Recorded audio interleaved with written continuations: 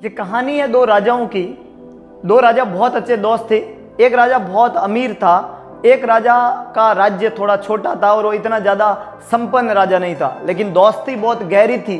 तो जो संपन्न राजा नहीं था उसने अपने अमीर राजा को गिफ्ट भेजना चाहा ताकि उसकी दोस्ती बनी रहे और जब भी उसको ज़रूरत पड़ेगी मदद करने को वो उसकी ज़रूर मदद करेगा, उसके काम आएगा।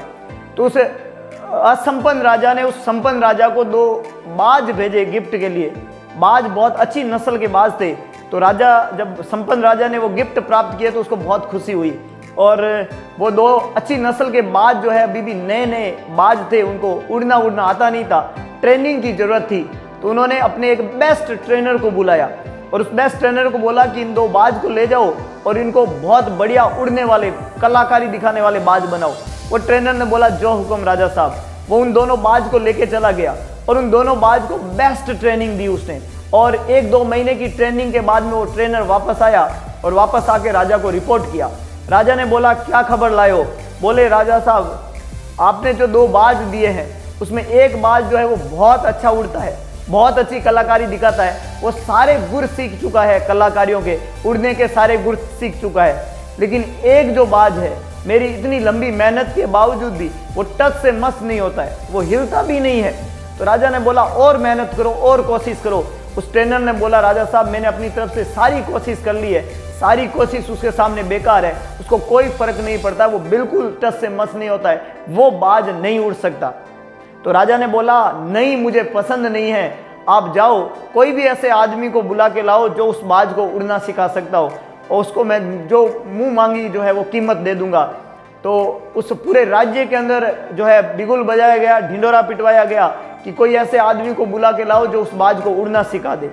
तो ढिंडोरा पिटते ही पहले ही दिन एक धोती पहना हुआ आदमी राजा के दरबार में आता है और बोलता है राजा साहब उस बाज को मैं उड़ाना सिखा सकता हूँ। तो राजा को बड़ा आश्चर्य होता है, लेकिन अगर वो आदमी कह रहा है तो राजा को विश्वास करना पड़ेगा। तो वो बोलता है कि ठीक है, आदेश देता है कि इस आदमी को ले जाओ और इसको उड़ना बाज इसके हवाले कर दो, ये उसको ट्रेनिंग देगा। और वो आदमी दूसरे दिन वापस राजा को रिपोर्ट करता है। देखिएगा ट्रेनर ने 2 महीने बाद में रिपोर्ट किया, उस आदमी ने दूसरे ही दिन रिपोर्ट कर दिया और बोले कि राजा साहब वो देखो आपका जो दूसरा वाला बाज है वो बेस्ट उड़ रहा है ना। तो राजा ने बोला चमत्कार, ये कैसे पॉसिबल है? मेरे इतने बेस्ट ट्रेनर ने, जिसको मैंने सबसे महंगा हायर किया था, वो ट्रेनर ने 2 महीने की ट्रेनिंग के बावजूद इस बाज को उड़ना नहीं सिखाया, आपने ये कैसे कर दिया? तो उस धोती पहने हुए विद्वान आदमी ने बताया कि साहब बात बहुत सिंपल थी कि ये जो बाज जिस टहनी के ऊपर बैठा था, जहाँ से ये उड़ नहीं रहा था, मैंने वो टहनी काट दी, ये गिरने लगा तो उड़ गया। ये सुनकर राजा को बहुत अच्छा लगता है, बहुत आश्चर्य होता है और बहुत अचंभे में पड़ जाता है कि ये कैसे पॉसिबल हुआ। तो आदमी समझाता है कि जब तक वो बाज उस टहनी पे बैठा हुआ था उसने उड़ने की जरूरत महसूस नहीं की। टहनी करते ही उसको लगा कि अगर उड़ा नहीं तो गिर जाऊंगा, तो वो आज उड़ने लग गया। कहानी बहुत सिंपल सी सीख देती है कि अगर आप अपने कंफर्ट जोन में रहेंगे, अगर आप अपने कंफर्ट जोन में बैठे रहेंगे तो आप जिंदगी में उन्नति, प्रगति और सफलता के शिखर तक नहीं पहुंच सकते।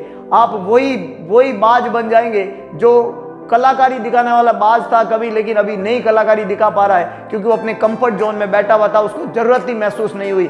अपने कंफर्ट जोन को आज ही छोड़िए, उस कंफर्ट जोन को हटा दीजिए जो कंफर्ट जोन आपको पढ़ने के लिए पीछे धकेल रहा है। उस कंफर्ट जोन को हटा दीजिए जो ये कह रहा है कि कहाँ जरूरत है पढ़ने की, अपने तो सब कुछ है, उसको हटा दीजिए और अपने आप को इतना मजबूर बना दीजिए कि अगर साला नहीं पढ़े तो जिंदगी में कुछ भी नहीं पा पाएंगे, मर जाएंगे, गिर जाएंगे, पढ़े नहीं तो।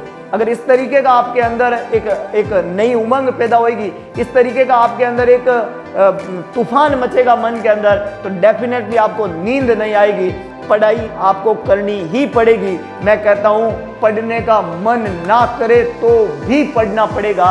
जस्ट एक जरूरत है, just avoid your comfort zone, leave your comfort zone, move from your comfort zone and लग जाइए अपने सीने में वो आग लगा के उस टारगेट को पूरा करने में जिसका सपना आपने, आपके माता पिता और आपके गुरुजनों ने देखा है।